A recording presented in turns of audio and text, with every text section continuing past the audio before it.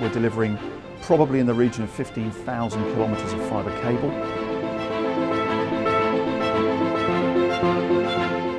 And when I see it pop up on telly or in the news, I would just think to myself that I was part of that, and I was proud to be part of that. Network Rail's deployment of GSM-R far exceeds what other European countries have been doing. We've built over 4,000 FTN GSMR sites to date, and we have less than 40 to go. I love Meccano, always liked building things, ever since a small child. So we've built 2,500 masts, 1,000 other structures, 15,000 kilometres of fibre and cable across the railway. Well, we're going to spend £1.839 million doing this job. Fantastic safety benefits that will make the railway a much safer place. We've succeeded in delivering a massive project that's been nationwide across many stakeholders. Delivered 7,500 cab mobiles, and we're on target to complete that by the end of March 2014. I think we could have booked well over 1 million meetings.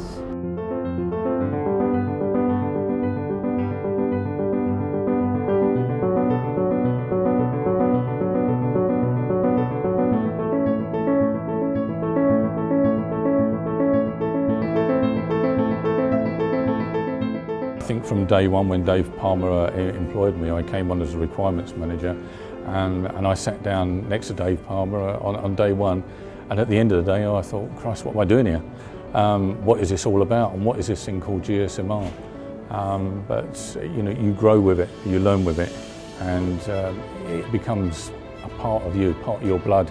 One of my most memorable things on the programme early on was probably defining the full scope completely. It took quite a while. In the end, I actually designed and developed a complete database of all the track that we were having to deploy infrastructure on, lengths of cabling and all that sort of stuff. So I think compiling a complete inventory of, if you like, a client requirement for the programme early on was probably one of my early achievements. What have you got to do to survive in this project is be flexible, go with it. Yeah, the timescales are challenging, things change on a daily basis. I noticed that we'd had a serious community relations issue back in 2003. So I called up Carla Watts' team, and we put together a plan in the way in which we were going to deal with this. We worked together to overcome the issue. And it was the line, it's this very small line up to Barnstable that runs through a very lovely area of Devon. And people were obviously concerned that we were going to put this infrastructure in. And we hope that we talked to the right people and brought people along and explained why we were building this, and that we've done our best job in order to make it as inconspicuous as possible. So I would say dealing with people and getting on with people and building a relationship with people is a major part of what this programme is about. I will always back my team. My team is the best team in the whole of the project, and that's the GSMR Operations Design and Operations Interface team. However, it's been a real good team, without a shadow of a doubt. It's a good mix, it's a family rather than just a team. I think as a team, we feel really proud that we've made such a significant difference to the railway network. The project was good because I think we were given a lot of freedom to make decisions, also to everyone's ideas were listened to. So you almost felt as if when you pitched in, you could actually make a difference. I like the people, from my point of view, good people make good projects. And on FTN GSMR, we've been very lucky that we've had a lot of good characters. There's quite a few people that want to do a good job. We get down, we work hard, and we have a bit of fun doing it as well. But it's enjoyable, and yeah, it's something that I'm going to be very proud to put on my CV. One of the challenges that we had, we built a node site, which is the mast site, at a place called Low Games Hill. Unfortunately, fortunately for the railway, it was a single track. It's now been double tracked, and they asked us to decommission our site and move it. We did that, and whilst this site was already commissioned and it was radiating, so sending messages via the airwaves to trains.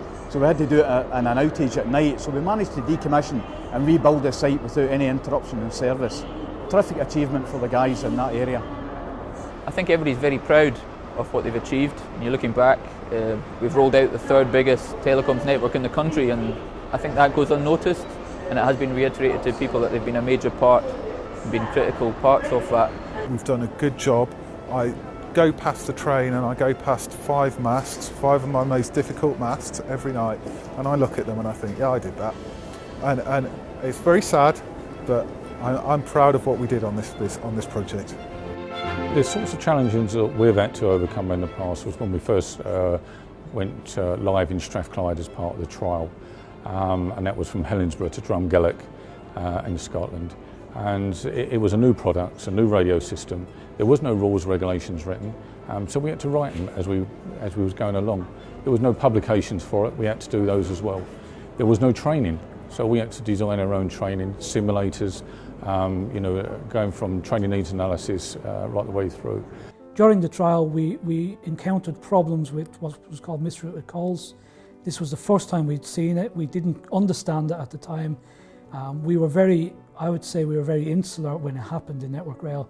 But I believe passionately that we should share everything with the train operator, who was ScotRail.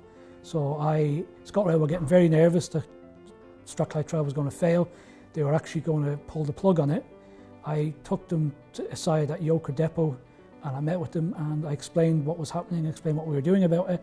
I was open and they trusted that and they didn't pull the plug. So where I made a big difference was I was open with the operator. Teamwork was very key on Strathclyde. We all had to pull together.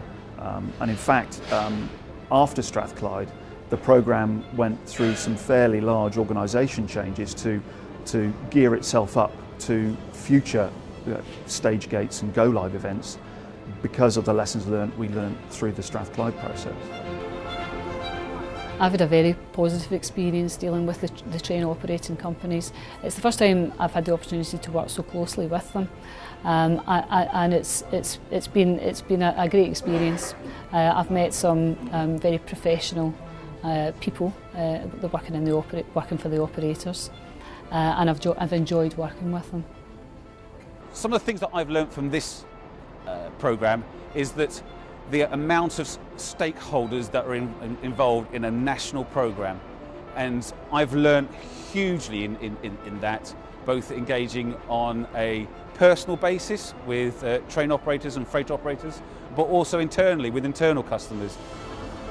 One of the most memorable experiences I have is the GSMR project, and it was actually very pleasing to find out. We went live on the East Coast Main Line. It was a problematic go live. There was lots of delays, but eventually GSMR was implemented, and East Coast trains started using the infrastructure straight away.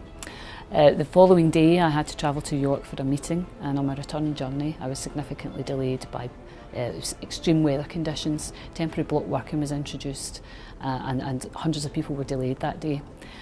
When I returned to the office the following day, I received a couple of emails, one from Network Rail Operations Manager and one from the East Coast Driver Team Manager, complimenting how beneficial GSMR was in dealing with the issues the previous day.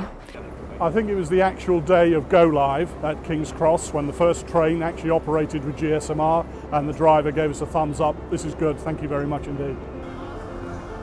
In December 2012, the closeout of South of the Wash was a big, massive milestone for us to achieve.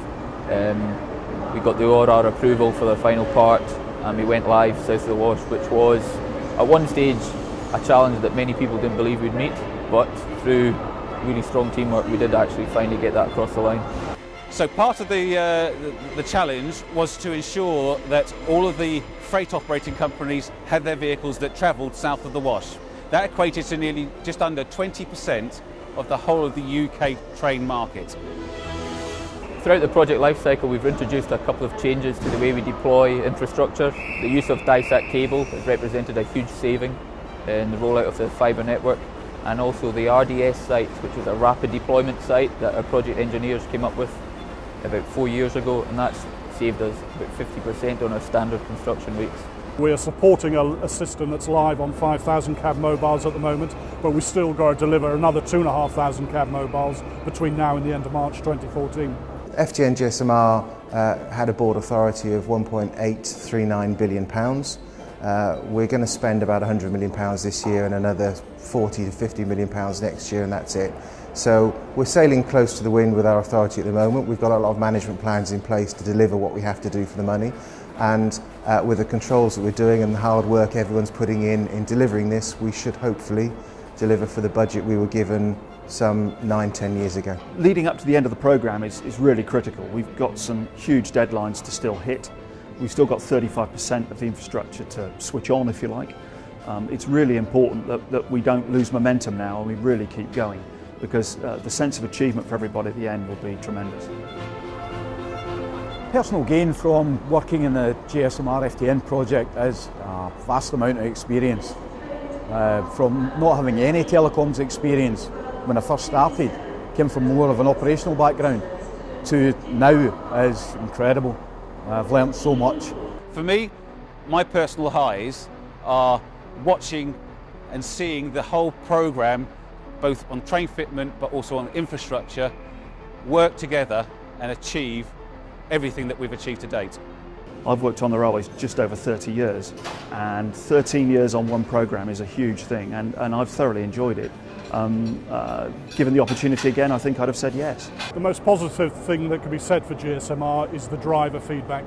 All the drivers that have used GSMR think it's an absolutely fantastic system that gives them the tools that they need to ensure they deliver their trains on time. I dare say going forward I shall be still singing and talking about GSMR, and when I see it pop up on telly or wherever in the news, I would just think to myself that I was part of that and I was proud to be part of that. If I was to do this again, I don't think I would change a thing. I think the way that it's been delivered, it's been a success. There have been highs, there have been lows. We've worked together, we've worked as a team to get over them. But to me, I think it's been a great project. It's been a fantastic part of my career, 3 years of my career.